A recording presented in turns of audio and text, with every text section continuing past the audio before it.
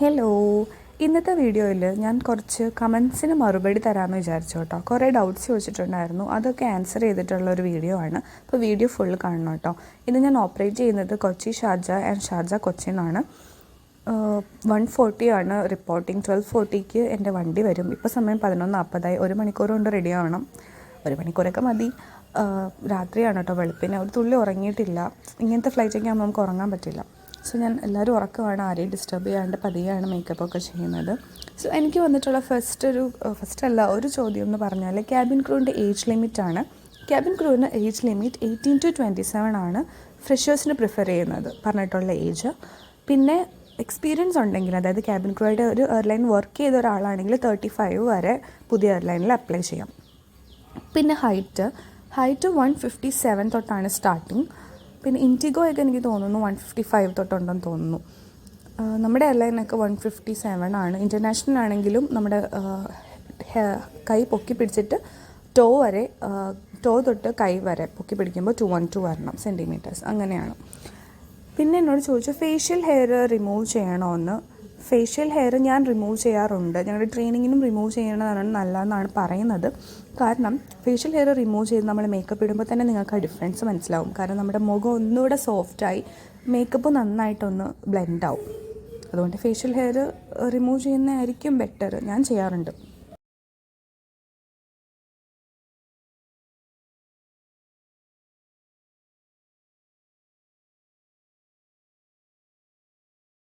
പിന്നൊരു കമൻറ്റ് ഉണ്ടായിരുന്നു, CV preparation video ആയിട്ട് ചെയ്യുമെന്ന് ചോദിച്ചിട്ട്.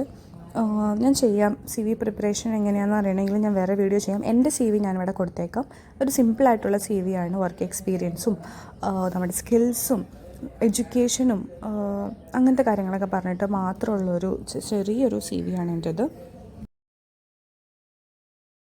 പിന്നെ എൻ്റെ ബേസ് ചോദിച്ചിട്ടുണ്ടായിരുന്നു. എൻ്റെ ബേസ് കൊച്ചിൻ ബേസാണ്. ഞാൻ താമസിക്കുന്നതും കൊച്ചിനിൽ തന്നെയാണ്. എൻ്റെ വീട് ആലപ്പുഴയാണ്, പക്ഷെ ഞാനിവിടെ ഒരു PG താമസിക്കുകയാണ്. ആലപ്പുഴ പോയി വരാനുള്ള ലോങ് ഡിസ്റ്റൻസ് അല്ലേ, അത് കാരണം. പിന്നെ ഒരു ക്വസ്റ്റ്യൻ ഉണ്ടായിരുന്നു, ഇന്ത്യൻസ് വേറൊരു കൺട്രിയിൽ പോയാൽ അവിടെ ഇൻ്റർവ്യൂ നടക്കുന്നുണ്ടെങ്കിൽ അറ്റൻഡ് ചെയ്യാൻ പറ്റുമോ. നമ്മൾ വിസയൊക്കെ എടുത്തായിരിക്കുമല്ലോ ഒരു കൺട്രിയിൽ പോകുന്നത്. നമുക്ക് അറ്റൻഡ് ചെയ്യാൻ പറ്റേണ്ടതാണ്. അതായത് ഇപ്പം ഒരു എയർലൈനിൽ നമ്മൾ രജിസ്റ്റർ ചെയ്ത് അവരുടെ രജിസ്റ്ററിൽ സക്സസ് ആയാലല്ലേ നമുക്ക് അറ്റൻഡ് ചെയ്യാൻ പറ്റുള്ളൂ. ഇനി വോക്ക് ഇൻ ഇൻ്റർവ്യൂ ആണെങ്കിലും എനിക്ക് തോന്നുന്നു നമ്മളൊരു പ്രോപ്പർ ഡോക്യുമെൻ്റലായിട്ടാണല്ലോ വേറൊരു കൺട്രിയിൽ പോകുന്നത്. അപ്പോൾ നമുക്ക് അറ്റൻഡ് ചെയ്യാം എന്നാണ് എൻ്റെ ഒരു വിശ്വാസം.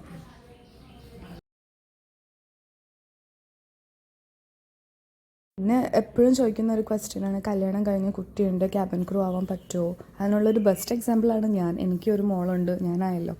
അങ്ങനെ കല്യാണം കഴിഞ്ഞ് കുഞ്ഞുണ്ടെന്ന് പറഞ്ഞിട്ട് ആരും എടുക്കാതിരിക്കില്ല. അതൊരു റീസൺ അല്ല എടുക്കാതിരിക്കാനുള്ളത്. നമ്മൾ നല്ലപോലെ പ്രസൻറ്റ് ചെയ്യുക, അത്രേ ഉള്ളൂ.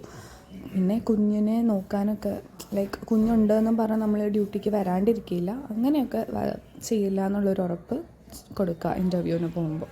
അത്രേ ഉള്ളൂ. അല്ലാതെ കല്യാണം കഴിഞ്ഞു എന്നുള്ളതൊന്നും ഒരു പ്രശ്നമല്ല ഇപ്പോൾ.